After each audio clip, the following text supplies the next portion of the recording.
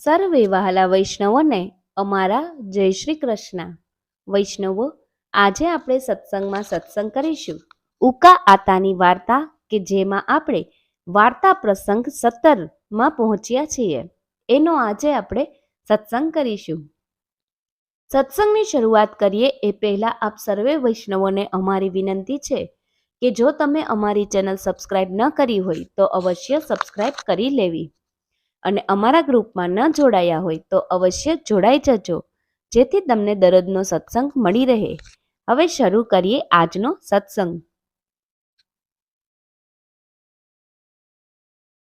ઉકા કહે, કોક અનુભવીએ કીધું છે, હાઈ કહાં વિધાના કરી, મિલકર બિછરે હણતા પીપે હટ કરતે હે, નિક્સન વેરી પ્રાણ, હાય દઈ દેતી નિર્દયી मिलकर बिछरू न किन, प्रिया बिना तलफत कीरू जैसे जल बिन मिन, प्यार के देखे बिना विरह व्यातपो को जोर, कोन सुने कांसो कहे डारे मदन मरोर.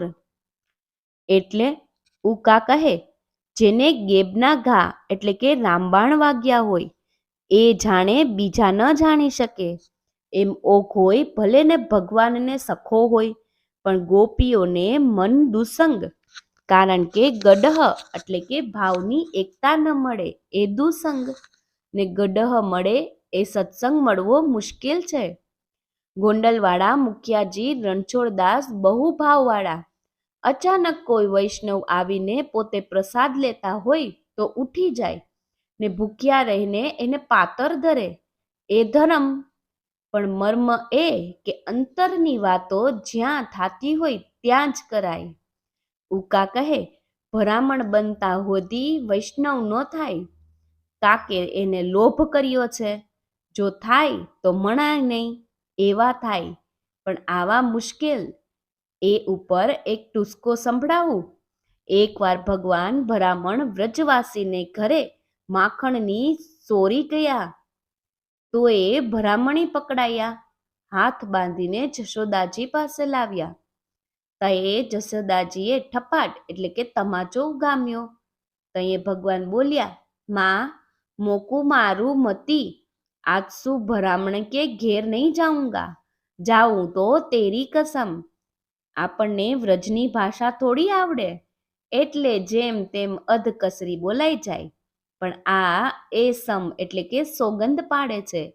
લીમડીવાળા જીવાભાઈ ગિરનારા જેવા કોક જ થાય. શરણે આવે પણ શરણની સિદ્ધિ તો ભગવાન વિચારે તો જ થાય. બારાડીમાં ભોપલકુ ગામ છે, ત્યાં જમાલખા સિદ્ધિ હતા. પાખોડમાં વીરજી બાપા ભાટિયા જેવા વૈષ્ણવ બહુ. સિદ્ધિ પણ ભક્તિનું બી તો હતું જ, પણ પાણી પીવાની જરૂર હતી, એટલે સત્સંગમાં જવા માંડ્યા. પણ બધાય કહે, તમારે ભરમ સમરણ બ્રહ્મ સંબંધ નથી, ત્યાં સુધી સાંભળવાનો અધિકાર નથી. જમાલખા પછી જામનગર આવ્યા ને વ્રજનાથ લાલ પાસે વિનંતી કરી, કૃપાનાથ, એક પતિત તમારે શરણે આવ્યો છે, એને બિનતી કરાવી. માણસે કહ્યું, એક સીધી છે ને બિનતી કરાવે છે. આપ પધાર્યા, જોયું તો સીધી.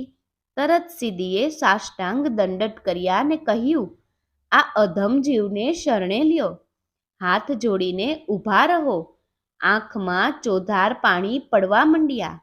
આપે ધીરજ દીધી ને નવરાવીને નામ આપ્યું ને કહ્યું, તમારે નાત જાતમાં નાવું નહીં, જાવું નહીં, ખાવું નહીં, રસોઈ કોઈના હાથની રસોઈ કરીને ખાવું.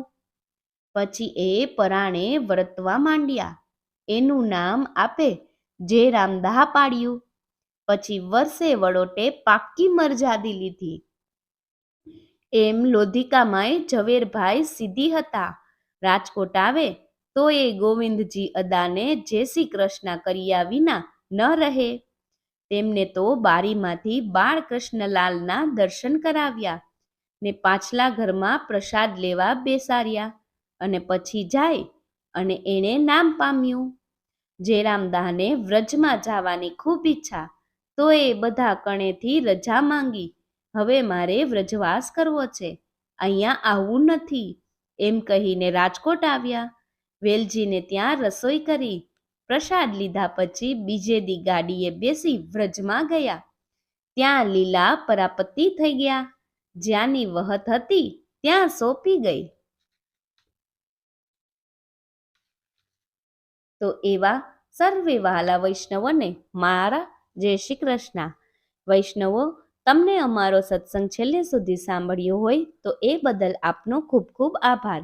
અને તમને અમારો સત્સંગ ગમ્યો હોય તો અવશ્ય લાઈક કરજો, શેર કરજો અને હા, વધુમાં વધુ વૈષ્ણવો સુધી આ સત્સંગ શેર કરજો. એવા સર્વે વહાલા વૈષ્ણવોને અમારા